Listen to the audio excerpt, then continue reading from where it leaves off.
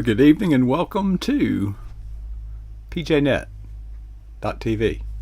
There and there. Anyway, hey, we are ending the week correctly. We're going to go out with a bang, and I'm just so humbled that God has given me this calling to provide a platform for everyday Christians to share their walk with Christ, and it has been a very fulfilling journey for me, and I never get tired of having our guests. We have certain people on our team that are regulars, okay, that they've committed to appear once a month or something like that.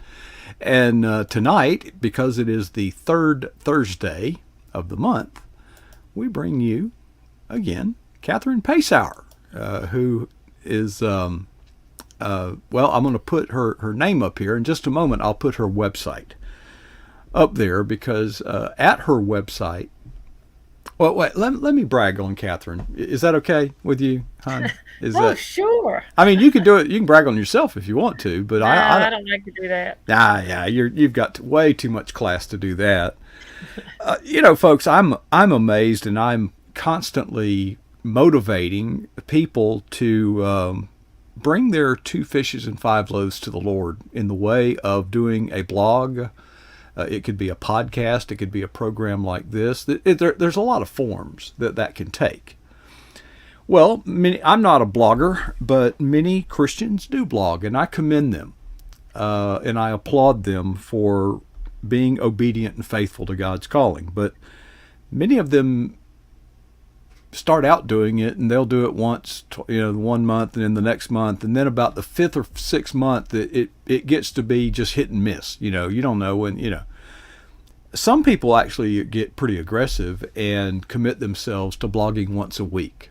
Now that's a little harder because, but what if I told you that Katherine blogs twice a week? That Katherine, how? I mean, that's a well. One, you're retired, but yet we Uh, all know that doesn't mean you don't have anything to do. How do you find busy. time? I just have to be organized. But I confess, sometimes I catch myself at the last minute scrambling. But it's a priority. We do the things that are important to us, and my reaching out with a blog is important to me. I get all Well, these lessons and ideas from nature and the farm and from my walks and whatever life throws at me. And so then well, I'm just compelled.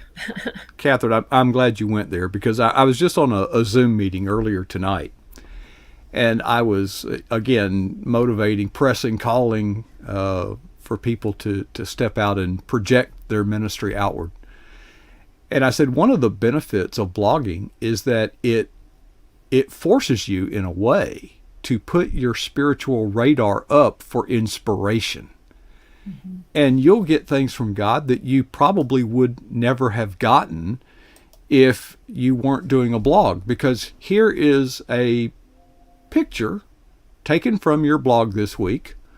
All I see is a bunch of dead trees. We see that all the time.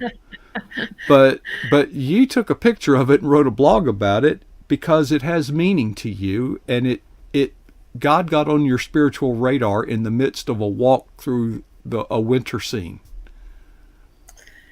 Yes, that's my view as I come back from feeding my horses. And most of the time I'm doing it in the dark, but this week on my day off from being grandma, the sun was already up, and I just thought it was, that it had rained all day the day before, and skies had been gray and dark, and but the sun was shining and the sky was so blue. And then I looked at those trees, those strong and sturdy oak trees. And they're not ashamed of their nakedness. They just thin and proud. They don't mind if their leaves are on the ground. They're standing proud, and they I felt like they were saying to me, "Look at me. Here I am. I am resting in the winter, and I'm getting prepared, and you're going to be astonished by my beauty in the springtime when the leaves pop out." And it just reminded me that, when I was walking up it's a little hill. And when I was walking up that hill, I was looking at my feet. where I was Uh-huh. putting my feet. And I just happened to glance up, and the title of my blog, that was my wellness blog, the title of it was Take a Moment. And we all need to take those moments. Sometimes it may be in a really stressful situation, or it may just be because we're just feeling a little glum. I mean, I wasn't feeling bad or anything, but I was thinking about all the things on my to do list as I was trudging along. And I just happened to look up, and it just felt like God was saying, take time to look at this beautiful earth that I've given all of you humans to live on, and appreciate its beauty, and take time to rest and know, that I am God and you are my people, and we're all in this together. So, Well, God speaks to us in so many ways through his creation, mhm. but we often ignore it. And here's the reason: I'm convinced it's because we get busy and wrapped up. And I am wired as tight as a banjo string. I mean, I am not I'm not one to just relax. It's not what I do. But there are two things that will stop me in my tracks. And I just, like you did on that afternoon walking, two things stop me and make me sense the presence of God and just bask in the presence of God. And the first one is rain. I love to go outside in the rain and hear the rain and the wind and watch. It soothes my spirit. No matter how busy I am, if a rain comes up, even if it's a turbulent thunderstorm with lightning and all that, I just awe in the presence of God and his power when I see the thunder, see the lightning, and I hear it. And sometimes the earth will rumble. I mean, it'll move. You can feel it. Mhm. The other thing is geese. Oh, Oh, when those Canadian honkers get up there, you can hear them coming a mile away, or I can, and it mhm. just soothes my spirit. And I'm going to say something now, and I'm going to say it again before the evening is out. God didn't have to do that. Mhm. Do you know that the human, all animals that have eyesight, the eyeball is a combination of rods and cones. Now I forget which one is which. Ben Cooper is here. I bet he can tell us. But Probably. I'm just going to guess. I've got a 50-50 chance of being right. But rods are good to detect light, but cones are good to detect color. And all of the lower animals have a preponderance of cones to facilitate seeing in the dark. But humans have been engineered the opposite. We do not see well in the dark. But what that gives us is the ability to perceive light Color. and color. Most animals are effectively colorblind. They just Mhm. don't see the richness in the creation that we see. And we as humans have something lower animals don't have. We walk upright and have an upward gaze. Most animals don't look. Deer hunters, why do deer hunters have tree stands? Well, because deer don't look up. Okay, that's why. And the scent has something to do with it too, I'm sure. But isn't God cool? Isn't God cool? Absolutely. Yes, And it's just amazing. I'm just overwhelmed with the love of God because He didn't have to do that. And that's an important point. But how are you going to experience that joy, that peace, that serenity if you stay hammered, throttle to the pedal to the metal, Hunched over computer. hunched over computer, you know? So I thought it was useful and beneficial that you shared your experience because you're pretty busy. I mean, you've got a farm. And with that I'm farm comes a busy. lot of obligations that you can't get out of. That's right. Those animals have to be fed and taken care of. Christmas Well, Day. I'm with you on the thunderstorms. I'm glad that you said that.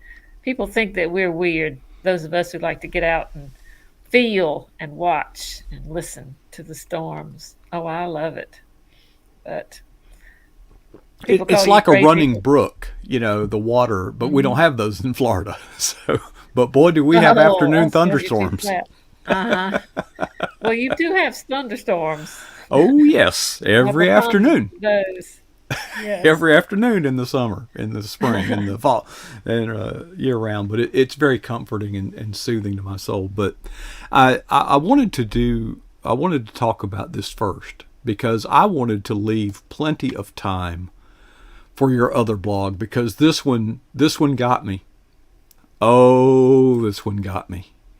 I thought it might. There she is. That's my girl.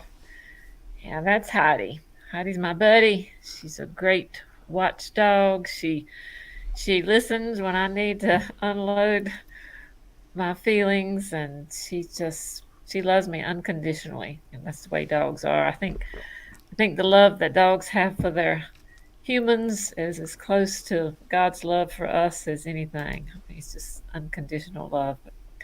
But Heidi's been sick for about well over a month, and it was a tick-borne disease. Her tick medicine failed, and she got a tick-borne disease from a bite. But the doctor put her on antibiotics, and she went through 2 rounds of those first antibiotics, and then she had a relapse, a terrible relapse. I got up one morning and I could hear her trying to breathe. She spends the night in the garage, and I could hear her trying to breathe and coughing through the door, and she was sprawled on the doorstep saying, "Help me, help me, help me." And so I called the vet, and the receptionist answered, and I'm sure she was doing what she'd been told to do. No, there's no appointments. You cannot bring your sick dog. We have no appointments open until next week. And this was a Wednesday. So I really was afraid she was going to die that day, but I I did the right thing. I prayed first, and then I went to the vet's office, and hoping I had prayed that I would catch him, that he wouldn't be in surgery, that I would be able to catch him in the waiting room, and there he was, and he listened and he says, "Yeah, you can bring her tomorrow." I mean, it was afternoon by this time. "You can bring her tomorrow," and I just thanked him and prayed some more on the way home that she wouldn't be any worse. And the next day I had grandma duty, so I couldn't take her to the afternoon. But she was my grandma duty is not at my house, so poor Heidi was alone all day. But she's a big girl. I picked her up and put her in the truck, and off we went. He gave her a shot. I mean, he agreed she was sick. Gave her a shot and then 2 new different antibiotics. So those have helped a great deal. But she's my buddy. I just didn't want to. I didn't want to lose her. So I'm so glad that she's better. I know you understand, and I don't know if JD's in the chat room or not, but his Bubba dog means as much to him as Heidi does to me. Well, She's JD's not in the chat room yeah. tonight, but I actually got a call or I called JD today, and he was telling me about their new little yapper. Oh, he's got another dog? Oh, he's a little what I call a yapper. Any dog, folks, A just frou-frou dog? listen to some wisdom here. It took me a long time to come to this understanding. Any dog that is not large enough to use as a pillow isn't big enough. All right. I don't like yapping dogs. I don't like lap dogs. I don't like little. All I say I don't like them. I just have but they're cute. My wife has a little yap dog, little. Anyway, but we get attached to these little critters, and that's good.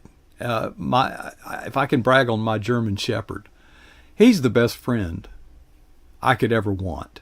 Mm-hmm. He is constantly my companion.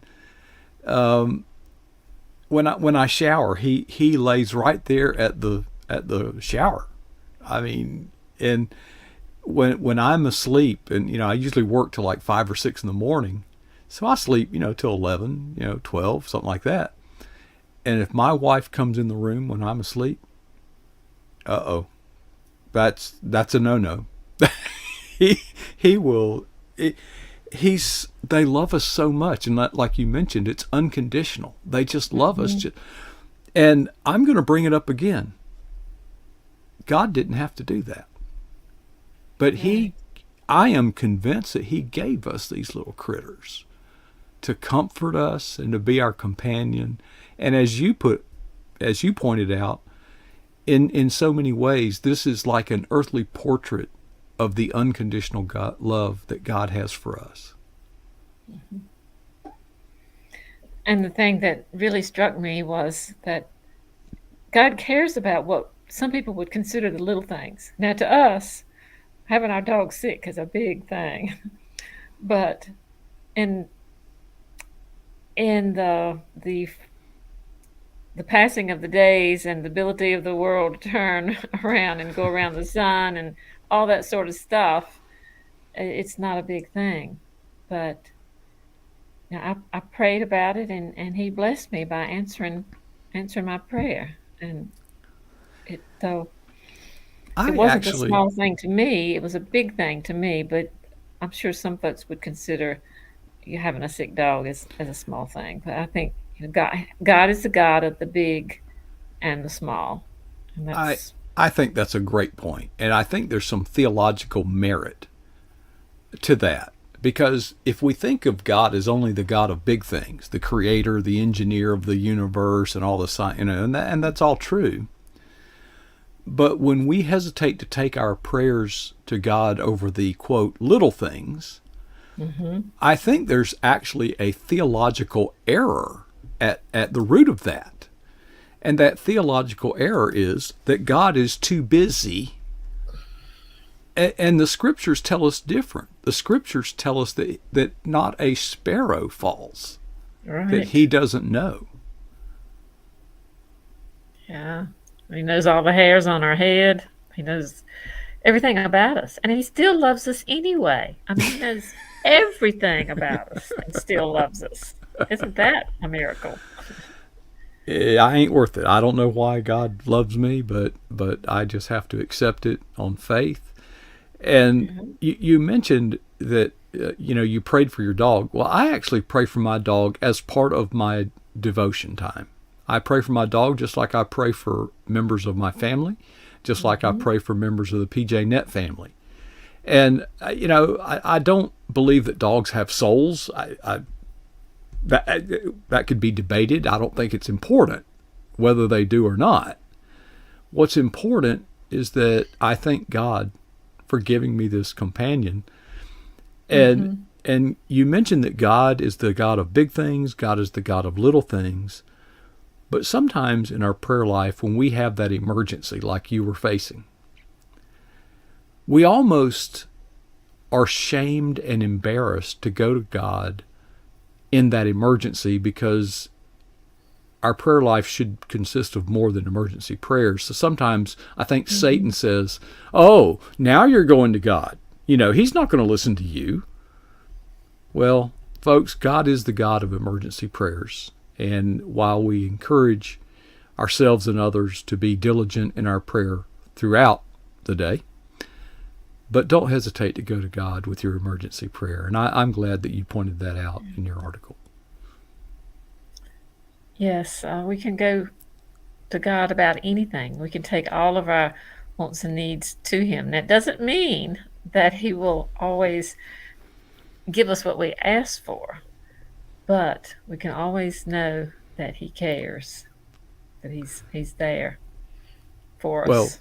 breaking news, we have confirmation from our authoritative paragon of intellectual rigor in our chat room, Oh, Ben Cooper. Ben? Okay. Yeah, he confirms that rods help us see in low light. So humans have a less have a lesser proportion of rods and a higher proportion of cones, where the opposite is true in other animals. Now, it does vary. I'm not saying that all animals are colorblind, but I just marvel that God cared enough about us to engineer us in a way to experience the beauty of his creation in a unique way, in a way that is above and beyond anything he had created prior to that.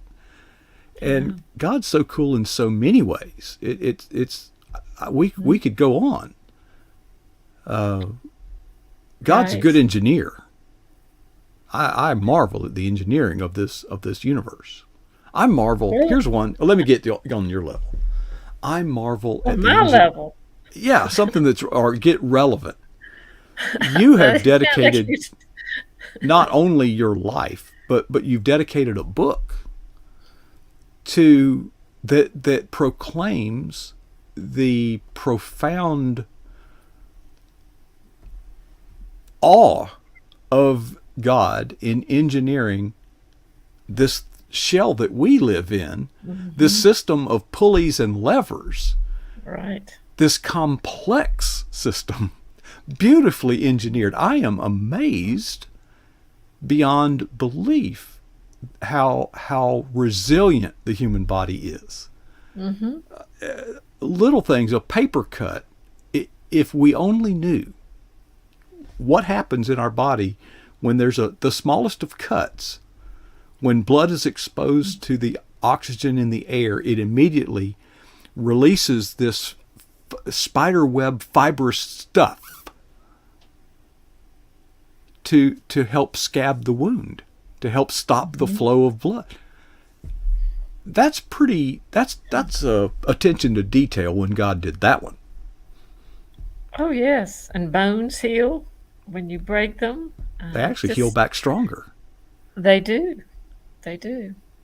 And when we get sick and germs invade, then there's this army of antibodies that come to fight. I mean, it's just God's creation is just amazing, and we take our body for granted. We need to treasure it because it's a gift. It's a gift, and it's temporal. But there's so many things that it's not something that we should take for granted, and it's certainly not something that we neglect. You've spent your whole life encouraging people to be more active and more healthy. Did you ever get tired of it? Well, sometimes it's discouraging when no matter what we say or do or try to be an example, that people just go on about their bad habits. I can't change anybody. They have to make the changes themselves. And so all I can do is encourage and offer knowledge and suggestions and be an example for them. But they have to make their own decision. And so that can be really discouraging because I care about people. And if they will just begin to make some minor changes even, it will help them have a happier life and a better quality of life. I mean, it's not much fun when we can't do things. I was apparently somewhat remiss in setting up the studio tonight because I normally do this, but somehow left it out. So here we are talking about your book, Honoring God with My Body. And I forgot to put it in the studio, so I have done that now because I have read this. I have read this book, and there's a lot of themes, but there's something that's not in this book I want to add that I think will complement what's in this book, because Miss Pasour and myself would encourage you to become more active and take those steps. And this book gives you a roadmap to do that. But I want to give you a word that has impacted me. The less you do, the less you can do. When you're out of shape and overweight or whatever, You say, well, I just can't do that. Well, in a way, you're right, because the less you do, the less you can do. That's. But let me finish. The more you do, the more you can do. You say, but Coach, you don't understand. I'm 70 years old. Still true. The more you do, you can do something.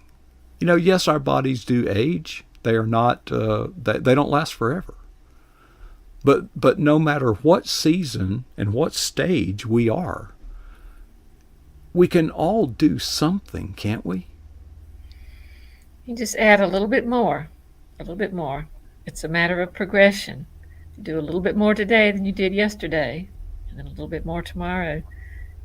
Maybe might try walking for 100 yards, and then just add a little bit each day. Yeah. Or walk for 2 minutes, and Yeah. add on a minute each week, each day. It's just a little bit more. The more you do, the more you can do. Absolutely. That's the good news. And I know this not only from having studied, and I've been a personal trainer, and we studied these things. But even if I had not done that, I know from my personal experience. The more you do, the more you can do.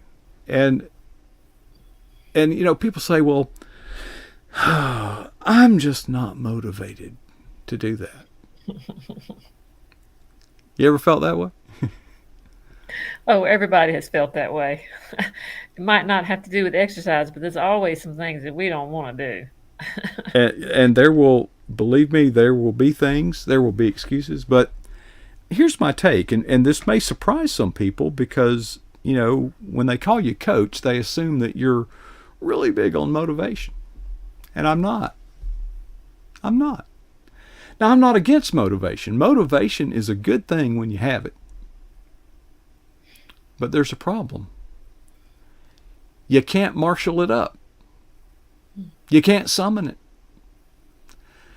So enjoy motivation when you have it, but you can't rely on it. But what you can rely on is discipline. Mm-hmm. I want to say daily. It's actually 5 times per week. But I'm doing 2 things right now: push-ups, and I do running. I hate both of them.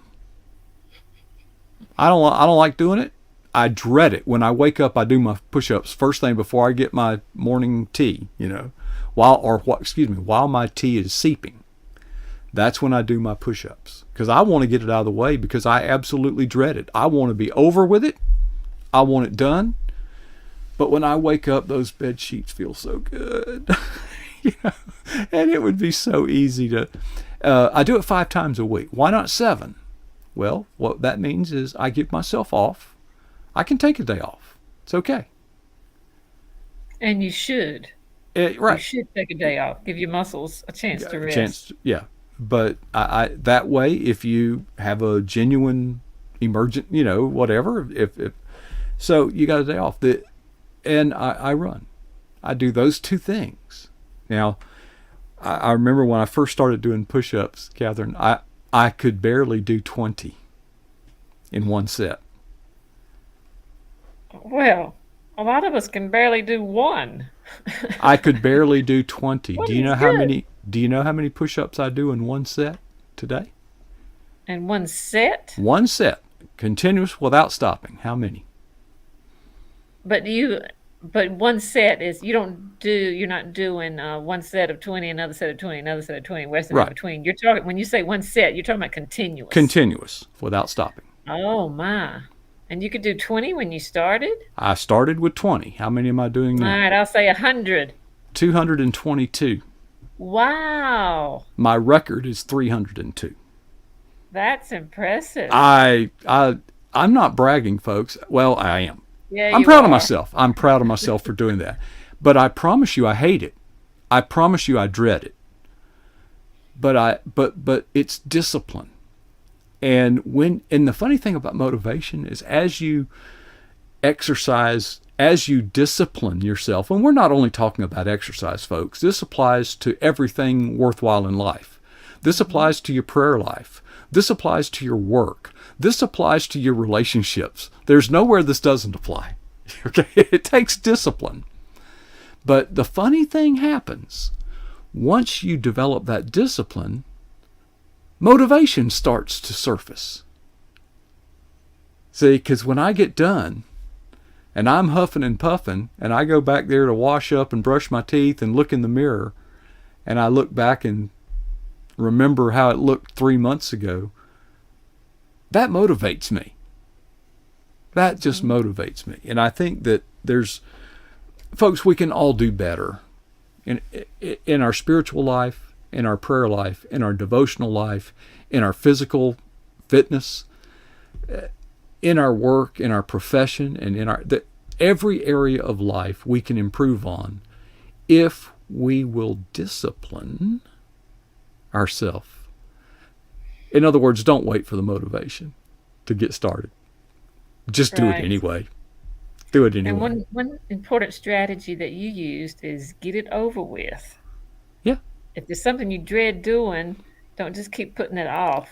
I can't live like that. Yeah. Just do it and get it over with. And if I talk myself out of it, I feel bad the rest of the day for being such a wimp, coward. Yeah. Right. So you might as well do it. But that's right. Do it. And what about in our ministry? I was just I've been kind of having some meetings lately.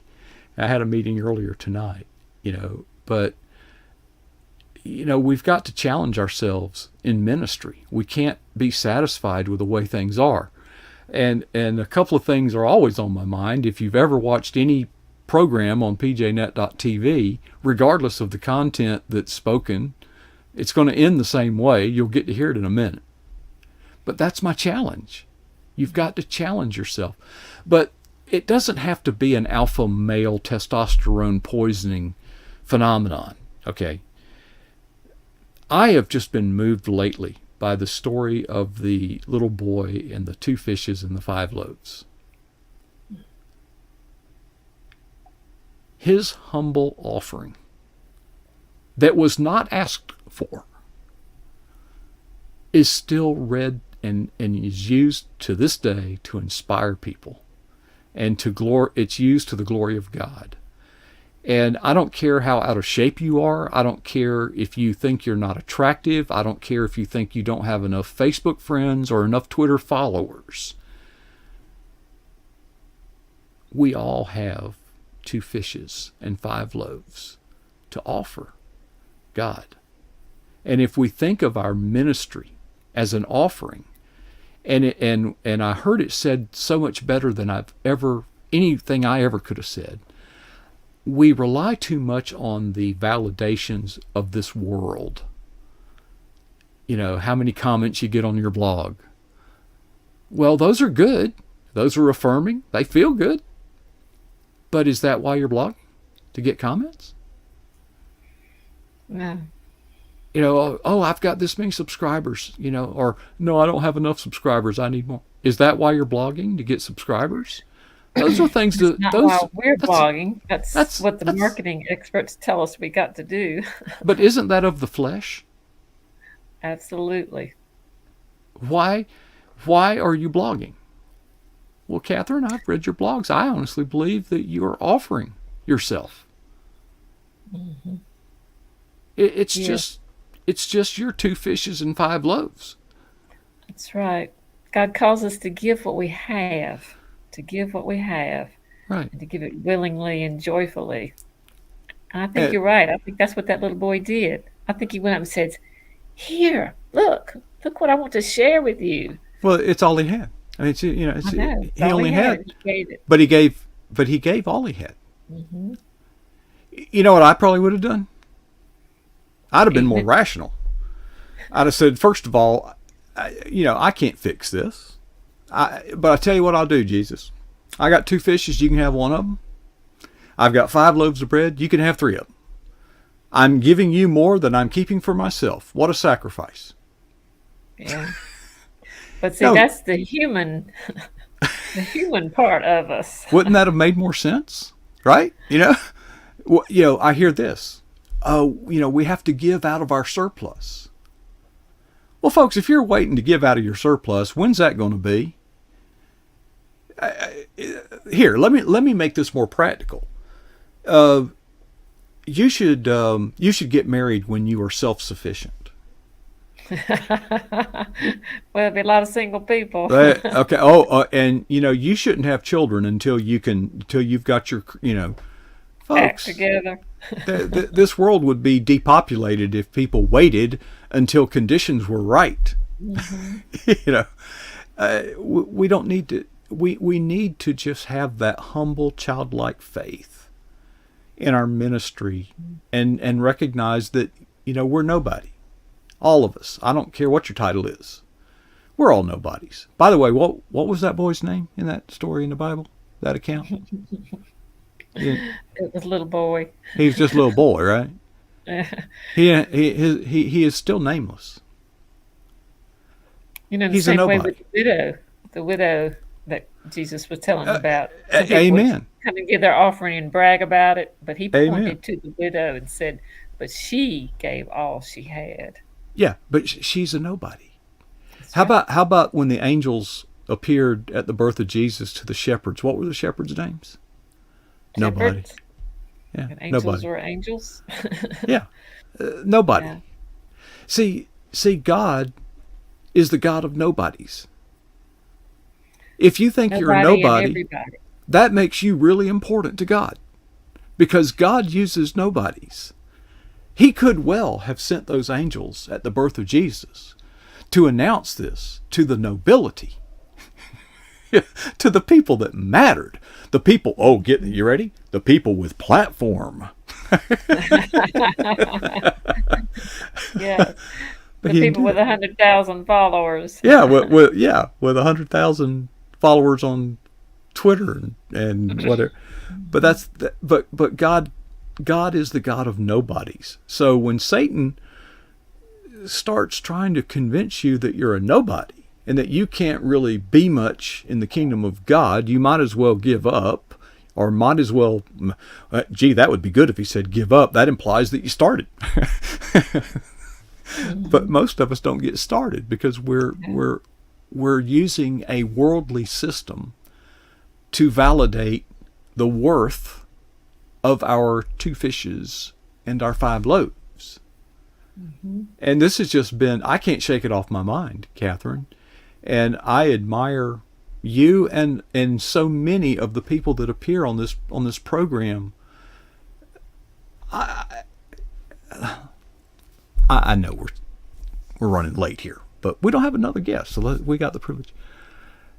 I want to reflect a moment, or share a moment, about our mission statement at pjnet.tv. It goes like this: we provide a platform for everyday Christians to share their walk with Christ. Now that's actually the second draft. You know what the first draft said? We provide a platform for ordinary Christians. Well, Miss Katherine, there is no such thing as an ordinary Christian. There are everyday Christians, and there are legions of us.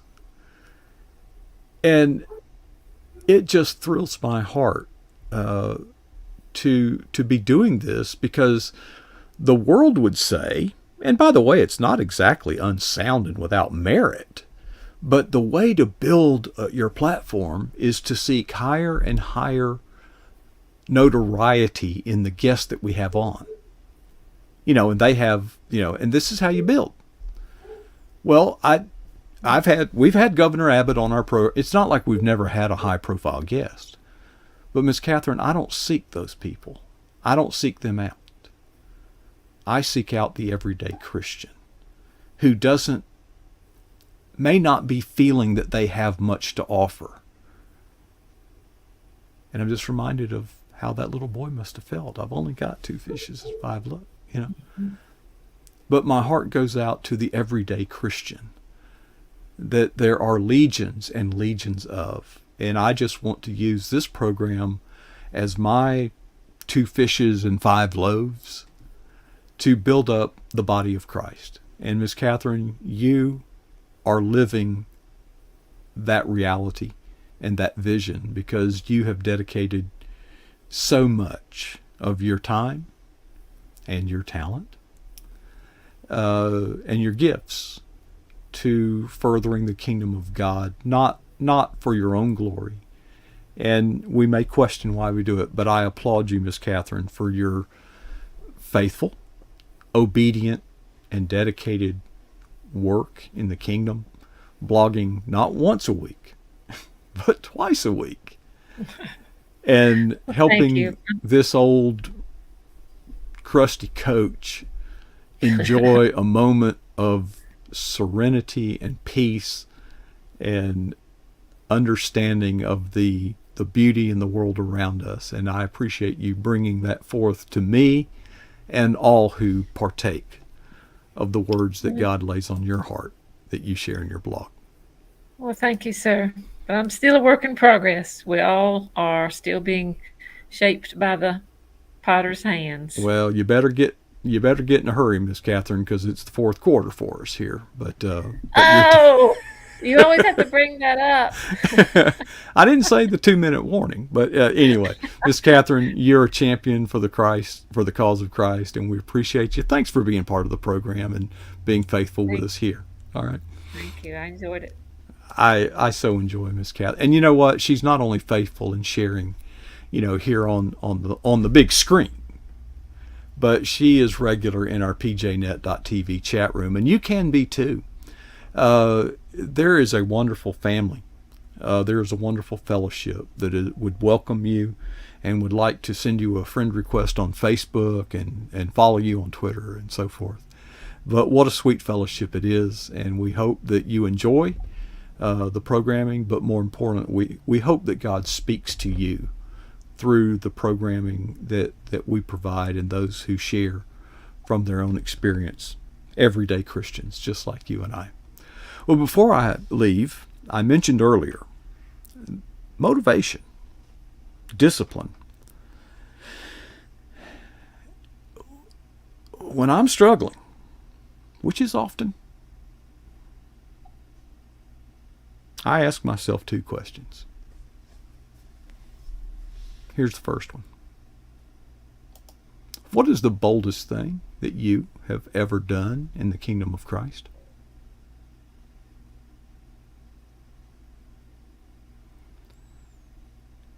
And the second question, well, how long ago was that?